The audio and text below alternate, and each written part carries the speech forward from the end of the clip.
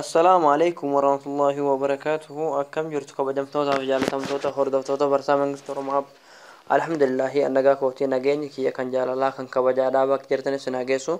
إجا خردفتوتا تيا أكمان وادا سنفسيني حالة سورة كيسم باكجراوندي جراتشو ندسن سنرجس سيجودا.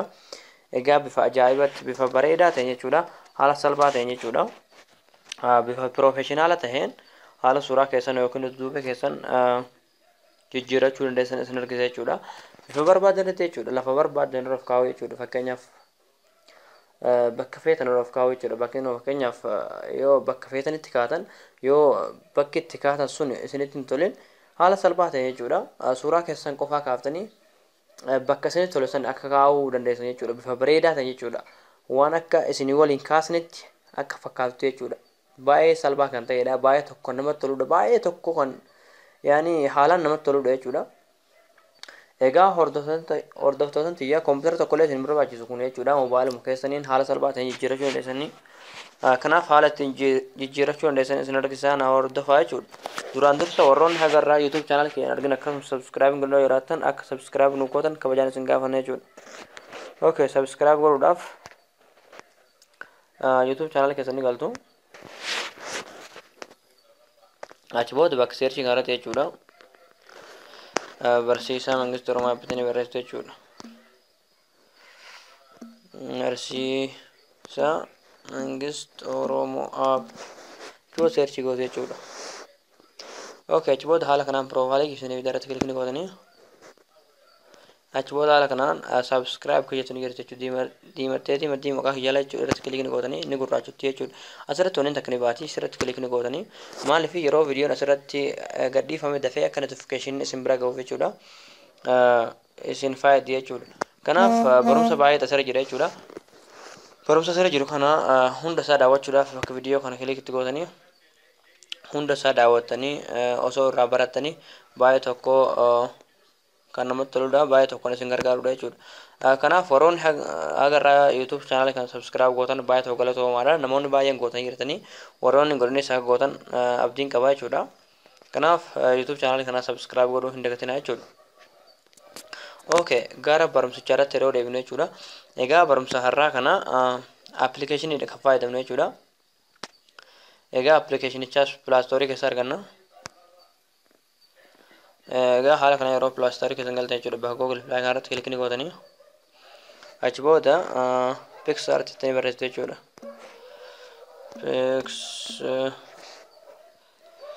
Egaa inni kan kana jechuudha. PicsArt Photo Studio and College kajo kana jechuudha. Egaa kana jechuudha. Egaa applicationiin kuni application baay'ee tokko editorii haala bareedaa ta'een editorii godhuu jechuudha.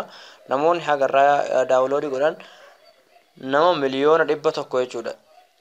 Namoota baay'ee itti fayyadamaa jira jechuudha. Appichi waan baay'ee bareedaa ta'eef namni hagana itti fayyadamuu danda'a malee osoo yaani appiin taate namni hagana download hin godhatu jechuudha. Namni download godhateen nama miliyoona 100 jechuudha. Kanaaf appii baay'ee tokko bareedaa kan ta'edha jechuudha. Egaa yeroo buufatan ammoo ana buufadhee qabuuf oopinii manaa fida isin ni buufattu jechuudha. Yeroo buufatanii oopinii isin fida irratti kilikni gootanii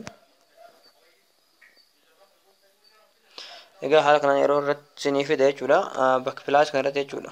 As gaditti dafna yeroo qaba irratti kilikni gootanii achi booda edit kan jedhamu irratti kilikni gootanii egaa achi booda haala kanaan suuraalee keessan isin fida jechuudha. Fakkeenyaaf mee suura makii kana background ajjirru okay suuricha irratti kilikni gootanii jechuudha. Suuraa keessan yeroo akkasii fide suuraa keessan isa background jirachuuf feetan irratti kilikni gootanii fakkeenya kiyyum kana ajjirrooni irratti kilikni gootanii egaa achi booda haala kanaan suuraa keessan fide jechuudha. Yeroo haala kanaan isin fide asirratti jechuudha tools kan jennu jira jechuudha. Irratti kilikni gootanii achi booda kan asirratti jechuudha free crop kan jennu jira jechuudha. Irratti kilikni gootanii okay haala kanaan isin fide jechuudha. Yeroo haala kanaan isin fide suuraa keessan kana booyaa dibdu jechuudha. Sinigale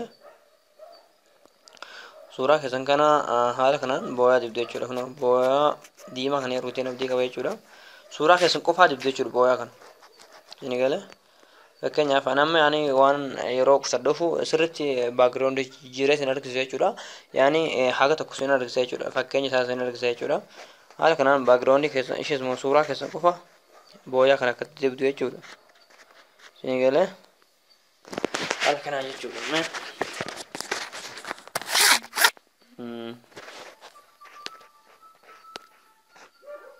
Ifama haala kanaan jechuudha suuraa keessa ni dibdu. Suuraa keessa qofa dibdu jechuudha qalama kana. Yani ana sirritti hin dibu jechuudha. Maaliif lafa isa irra jirta san tuttuquun qabda jechuudha. Suuraa keessa qofa qalbooyaa kana haala kanaan dibdan jechuudha. Isin galee tole kun haala kanaan jechuudha. Isin galee kun haalumaan namni duutti kana jechuudha.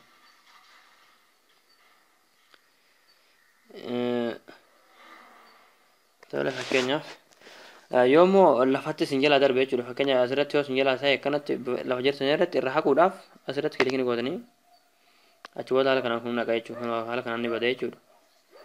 Haala kanaan fakkeenyaaf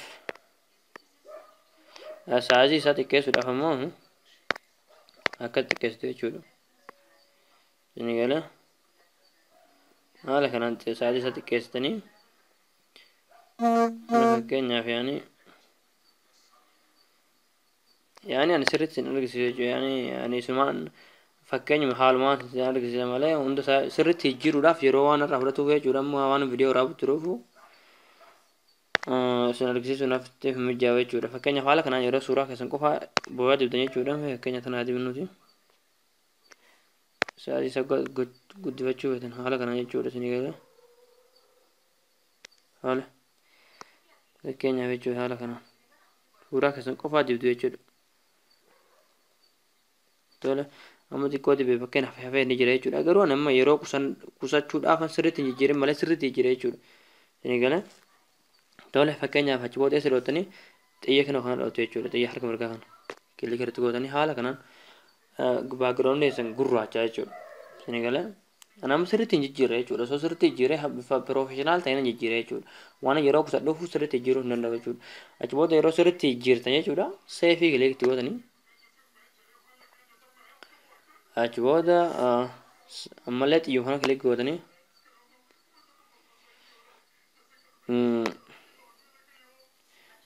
achi booda seef kaje kana kilik gootu jechuudha. Galarii keessa akka seenuu feetan immoo asirratti kilik gootan jechuudha. Fakkiin haala kanaan amma seefii nu tajaajila jechuudha. Achi booda dudduubatti deebitu jechuudha. Fakkeenyaaf dudduubatti yeroo deebitan mee fakkeenyaaf lafa kanarra faa keenyu jechuudha. Nama lafa bareedaa kanarra of kaa'u feene haala kanaan yeroo isinii fide asirratti aad footoo kaje ni jira jechuudha. Irratti kilikni gootanii achi booda suuraa asirratti background jira kana jechuudha. Sun asirratti addaatu kana irratti kilikni gootanii okay achi booda aad waan kaje kana kilikni gootanii jechuudha.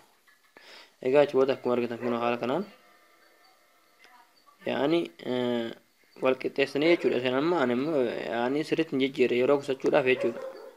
Malee sirriitti bifa ajaa'ibaa kanaan tanan jijjiirre jechuudha. Isin galee haala kanaan bifa kun amma lafni argitan kun lafa addaati jechuudha. Lafa bareedaa ta'e irra jechuudha.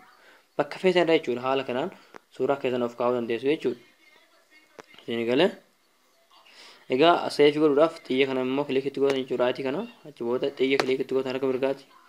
Achi booda seef achi booda galarii keessan akka isin isheen asirratti galarii keessatti kilik gootu jechuudha.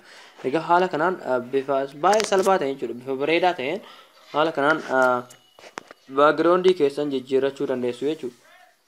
Egaa waan baay'ee tokko namatti toludha. Waan baay'ee tokko isinitti toludha. Isin gammachiisudha jechuudha. Ana baay'ee tokko natti tole akka isinitti illee toluu qabdiin qaba jechuudha.